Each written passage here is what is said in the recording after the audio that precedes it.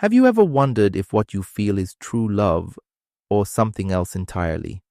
What if the intensity, the highs and lows, the desperation to hold on, isn't love at all, but emotional dependence? Today, I'm diving deep into this question, and trust me, by the end, you'll see love in a whole new way. Welcome. Today, we're tackling something universal yet deeply personal: the difference between true love and emotional dependence. Why do some relationships feel like paradise one day and a prison the next? Why do we cling to people who hurt us, mistaking pain for passion? Drawing from my own perspective on love and powerful psychological insights, I'll show you how to spot the signs of emotional dependence, why it feels so much like love, and how true love is something entirely different. Stick around because we're not just talking theory here. You'll walk away with clarity to reflect on your own relationships. Ready? Let's dive in. Let's start with emotional dependence because it's sneaky. It feels like love, intense, all-consuming, like you can't live without the other person. But here's the truth. It's not about love. It's about need. Think of it like this. Imagine you're a kid again, craving your parents' approval.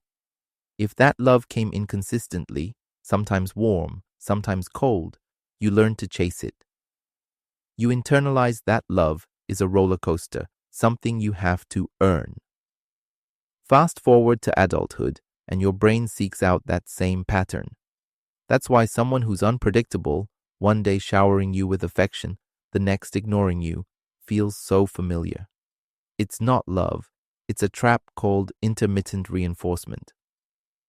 Psychologist Skinner showed this with rats. When rewards are random, you get hooked. In relationships, those rare, perfect moments, like when they finally say, "I love you" after weeks of silence, keep you chasing the next high. You're not in love with the person. You're addicted to the hope they'll change. Think of it like a slot machine. If the other person were cruel all the time, leaving would be easier. But they give small, random doses of affection, those rare moments when everything seems perfect. We cling to these, convincing ourselves this is the true essence of the relationship. This isn't love, it's an addiction. Ask yourself, do you feel like you're drowning, always waiting for their validation? That's not love, it's emotional dependence, rooted in old wounds. Now, let's talk about true love, because it's not what movies or songs sell us. True love isn't a frenzy or a need to fix someone. It's not about filling a void in your soul. As I see it, true love is a choice, a mutual evolving journey where both people feel free, not trapped.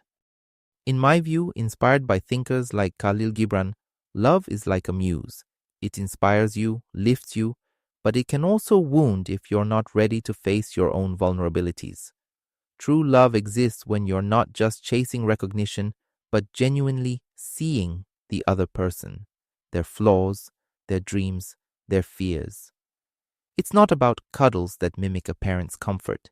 It's about mutual respect, where you both grow without losing yourselves. Picture this. True love is like two trees growing side by side, their roots intertwined but each standing tall on its own. Emotional dependence? That's a vine choking the tree, desperate to cling. True love feels like freedom, not a leash.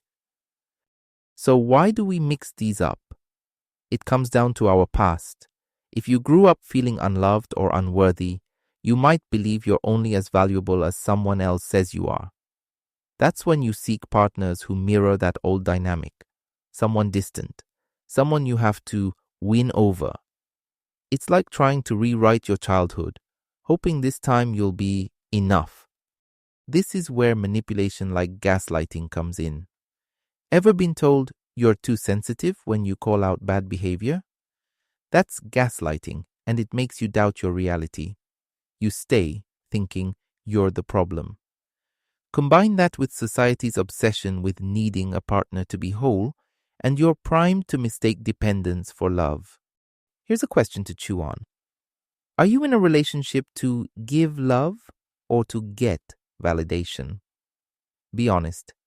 Your answer might reveal more than you expect. If you're stuck in emotional dependence, breaking free isn't just about leaving, it's about reprogramming your mind. Step 1. Go, no contact. Every text, every let's be friends pulls you back into the addiction. It's like quitting a drug. You'll feel withdrawal, but that emptiness isn't love. It's your brain recalibrating. Step 2. Fill that void with you. Rediscover what you loved before this relationship: painting, hiking, laughing with friends. Make a list of every way this person hurt you and read it when you waver. Step 3. Rebuild your identity. You're not enough. You're whole, and true love starts with loving yourself first. As I believe, love can be a magical path to growth, but only if it's mutual and free from neediness. You don't need someone to complete you. You're already enough. So, here's the bottom line. True love lifts you up, gives you wings, and grows with you. Emotional dependence chains you to hope, doubt, and pain. The difference lies in freedom. Freedom to be yourself, to love without fear, to choose someone who chooses you back without games. You deserve a love that feels like a gift, not a battle. And the first step? Choose yourself. Reflect on this. What's one thing in your relationships, past or present, that feels more like dependence than love? Let that be your starting point. If this hit home, drop a like. It helps spread this message. In the comments, tell me, what's one sign of true love or emotional dependence you've noticed in your life? Your story could help someone else. Subscribe for more deep dives into life's big questions and hit the bell so you don't miss our next video. And perhaps in a future video, we can explore practical steps to heal from emotional dependence and build that foundational self-love that attracts truly healthy connections. Let me know if that's something you'd be interested in. Until next time, keep choosing yourself.